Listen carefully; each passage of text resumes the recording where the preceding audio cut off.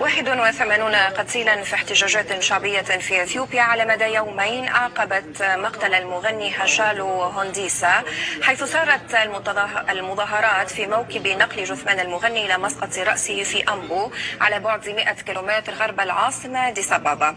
الاحتجاجات التي شهدتها عدة مدن تخللتها أحداث العنف، وهاشالو هونديسا الذي يحظى بشعبية كبيرة والمعروف بأغانيه السياسية قتل الاثنين الماضي رميا بالرصاص من قبل مجهولين في أديس أبابا، وستقام جنازته غدا الخميس في أمبو مسقط رأسه.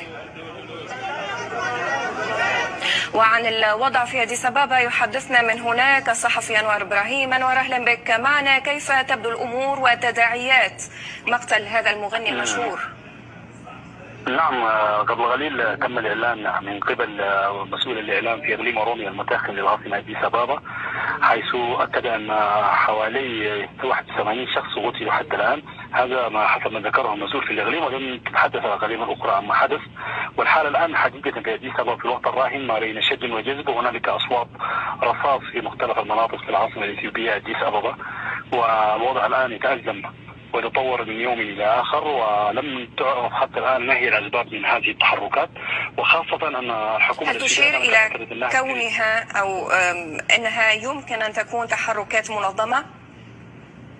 وحقيقة هي تبدو كما هي عليه الآن إنها منظمة، وحسب الحكومة أنها ليست عملية اغتيال عادية لشخص عادي، ولكن الهدف منها إثارة النعرات وتحريك الشباب المؤيدين للفنان حتى يشتبكوا مع القوميات الأخرى وتندلع الأحداث وتطور ويأزم الموقف السياسي داخل البلاد.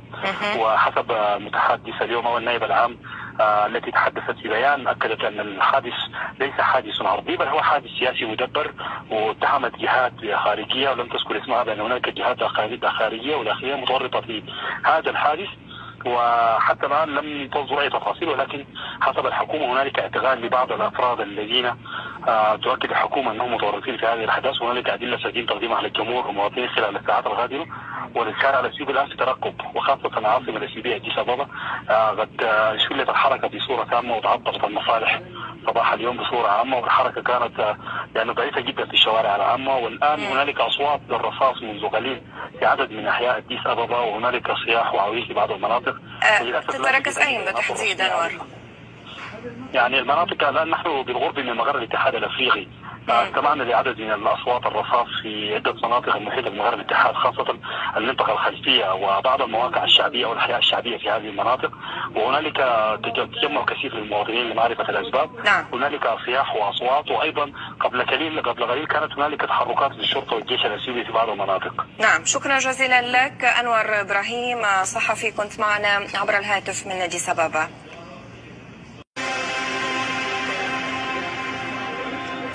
81 قتيلا في احتجاجات شعبية في أثيوبيا على مدى يومين أعقبت مقتل المغني هاشالو هونديسا، حيث سارت المظاهرات في موكب نقل جثمان المغني إلى مسقط رأسه في أمبو على بعد 100 كيلومتر غرب العاصمة أديس أبابا.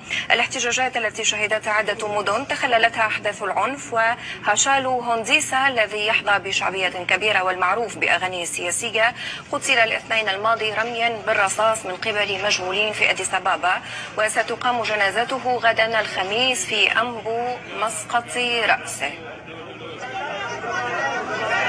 وعن الوضع في أديس أبابا يحدثنا من هناك الصحفي أنور إبراهيم. أنور، أهلا بك معنا. كيف تبدو الأمور وتداعيات مقتل هذا المغني المشهور؟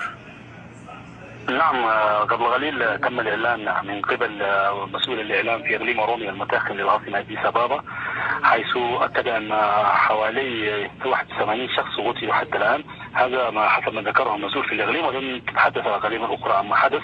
والحالة الآن حقيقة في أديس أبابا في الوقت الراهن ما بين شد وجذب، وهنالك أصوات رصاص في مختلف المناطق في العاصمة الإثيوبية أديس أبابا، والوضع الآن يتأزم ويتطور من يوم إلى آخر، ولم تعرف حتى الآن ما هي الأسباب من هذه التحركات، وخاصة أن الحكومة هل تشير إلى كونها أو أنها يمكن أن تكون تحركات منظمة؟ وحقيقة هي تبدو كما هي عليه الآن إنها منظمة، وحسب الحكومة أنها ليست عملية اغتيال عادية لشخص عادي، ولكن الهدف منها إثارة النعرات وتحريك الشباب المؤيدين الفنان حتى يشتبكوا مع المقوميات الأخرى وتندلع الأحداث وتتطور ويلزم الموقف السياسي داخل البلاد. وحسب متحدث اليوم أو النائب العام التي تحدثت في بيان أكدت أن الحادث ليس حادث عرضي بل هو حادث سياسي مدبر، واتهمت جهات خارجية ولم تذكر اسمها بأن هناك جهات خارجية وداخلية متورطة في هذا الحادث. وحتى الآن لم تصدر أي تفاصيل، ولكن حسب الحكومة هنالك اعتقال لبعض الأفراد الذين تؤكد الحكومة أنهم متورطين في هذه الأحداث، وهنالك أدلة سيتم تقديمها للجمهور والمواطنين خلال الساعات القادمة. والإسكار على السيوف الآن في ترقب، وخاصة العاصمة الإثيوبية أديس أبابا قد شلت الحركة بصورة تامة وتعطلت المصالح صباح اليوم بصورة عامة، والحركة كانت يعني ضعيفة جدا في الشوارع العامة. والآن هنالك أصوات للرصاص منذ قليل في عدد من أحياء أديس أبابا، وهنالك صياح وعويل في بعض المناطق. تتركز أين بالتحديد أنور؟ يعني المناطق الآن نحن بالقرب من مقر الاتحاد الأفريقي، استمعنا لعدد من الأصوات الرصاص في عدة مناطق المحيطة بمقر الاتحاد، خاصة المنطقة الخلفية وبعض المواقع الشعبية والأحياء الشعبية في هذه المناطق. وهنالك تجمع كثير من المواطنين لمعرفة الأسباب. هنالك صياح وأصوات، وأيضا قبل قليل كانت هنالك تحركات للشرطة والجيش الأثيوبي في بعض المناطق. نعم، شكرا جزيلا لك أنور إبراهيم، صحفي كنت معنا عبر الهاتف من أديس أبابا.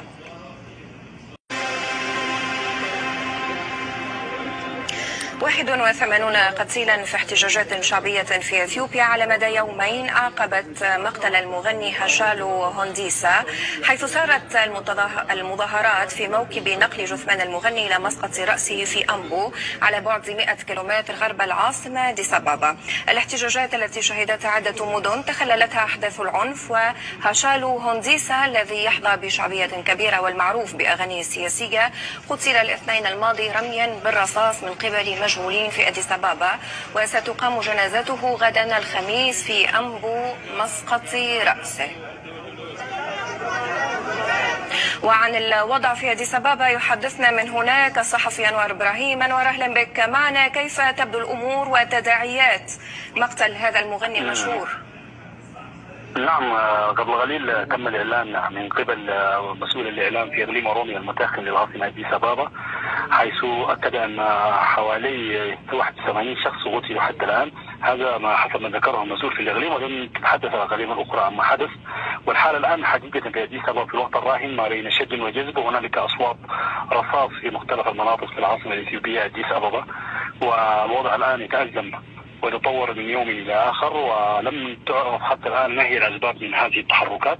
وخاصة أن الحكومة هل تشير إلى كونها أو أنها يمكن أن تكون تحركات منظمة؟ وحقيقة هي تبدو كما هي عليه الآن إنها منظمة، وحسب الحكومة أنها ليست عملية اغتيال عادية لشخص عادي، ولكن الهدف منها إثارة النعرات وتحريك الشباب المؤيدين للفنان حتى يشتبكوا مع المقوميات الأخرى وتندلع الأحداث وتتطور ويلزم الموقف السياسي داخل البلاد. وحسب متحدث اليوم أو النائب العام التي تحدثت في بيان أكدت أن الحادث ليس حادث عرضي بل هو حادث سياسي مدبر، واتهمت جهات خارجية ولم تذكر اسمها بأن هناك جهات خارجية وداخلية متورطة في هذا الحادث. وحتى الآن لم تصدر أي تفاصيل، ولكن حسب الحكومة هنالك اعتقال لبعض الأفراد الذين تؤكد الحكومة أنهم متورطين في هذه الأحداث، وهنالك أدلة سيتم تقديمها للجمهور والمواطنين خلال الساعات القادمة. والإسكار على السيوف الآن في ترقب، وخاصة العاصمة الإثيوبية أديس أبابا قد شلت الحركة بصورة تامة وتعطلت المصالح صباح اليوم بصورة عامة، والحركة كانت يعني ضعيفة جدا في الشوارع العامة. والآن هنالك أصوات للرصاص منذ قليل في عدد من أحياء أديس أبابا، وهنالك صياح وعويل في بعض المناطق. تتركز أين بالتحديد أنور؟ يعني المناطق الآن نحن بالقرب من مقر الاتحاد الأفريقي، استمعنا لعدد من الأصوات الرصاص في عدة مناطق المحيطة بمقر الاتحاد، خاصة المنطقة الخلفية وبعض المواقع الشعبية والأحياء الشعبية في هذه المناطق. وهنالك تجمع كثير من المواطنين لمعرفة الأسباب. هنالك صياح وأصوات، وأيضا قبل قليل كانت هنالك تحركات للشرطة والجيش الأثيوبي في بعض المناطق. نعم، شكرا جزيلا لك أنور إبراهيم، صحفي كنت معنا عبر الهاتف من أديس أبابا.